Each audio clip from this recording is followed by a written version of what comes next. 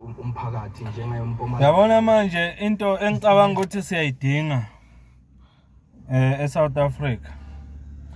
Into engicabanga siyayidinga manje ukuthi nalawa amanye ama-province o-commissioner bamaphoyisa balawo ma-province ake bavele nabo benze ithangama, ake benze ama-briefing. Bake basitshele ukuthi kwenzakalani ema-provinsini abo. Njengamanje sasimzwile uCommissioner wase-KZN, samuzwa uCommissioner waseMpumalanga.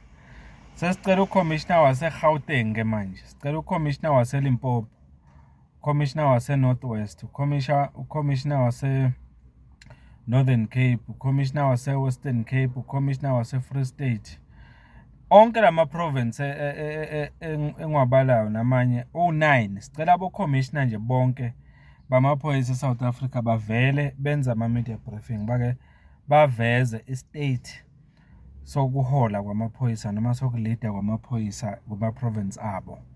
Ngoba impela uma ngabe sizothi njengamanje akubizwe uCommissioner waseMpumalanga ayovela kuMadlanga manje, kungenzeka ukuthi kuqedwa ngaye kube kuvela okunye futhi kwamanye ama-province.